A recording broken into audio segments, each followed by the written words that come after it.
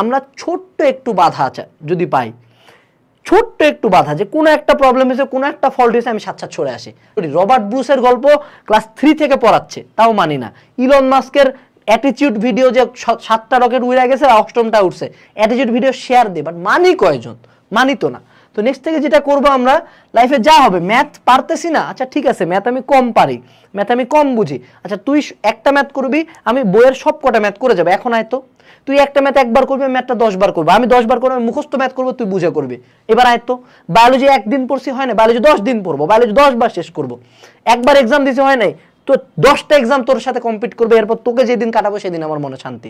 একটা business start করছি, business 10 বার fail করবো, 11তম বিজনেসে আমি সুন্দর মতো কোটিপতি হয়ে যাব। এরকম লাইফে একটা স্টাবননেস থাকতে হবে, একটা জেদ থাকতে হবে, যে না আমি ছাড়বো না, যা আছে জীবনে। মারে ফালাবা, মারে যতক্ষণ পর্যন্ত না ফালা, যতক্ষণ আজরাইল এসে জান না নিয়ে যাবে ততক্ষণ পর্যন্ত উঠবো আমি, যতবার লাগে। একটা পরীক্ষা দিয়েছি, কম পাইছি, কি হয়েছে?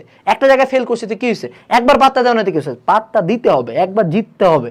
আমি জেদ লাগবে, ট্রাই অ্যাগেইন। আরেকটা কথা কি, যে বিলিভ। দেখো, তোমার যদি বিলিভ শুরু থেকে থাকে আমি ম্যাথ পারি না, আগেই ধরে নিছো ম্যাথ পারে না, ও আগেই বিশ্বাস করে যে ম্যাথ পারে না। হইতে পারে তোমার ম্যাথ তোমার টিচার ভালো বুঝাইতে পারে না, হইতে পারে বিজনেসে কোনো এক জায়গায় তুমি ফল্ট করছো, অ্যাকাউন্টটা খুলতে লেট হয়েছে, কোনোভাবে তুমি মার্কেটিং এ বুস্টিংটা হয়তো ঠিক মতো সেট করতে পারে না তোমার এমপ্লয়ি।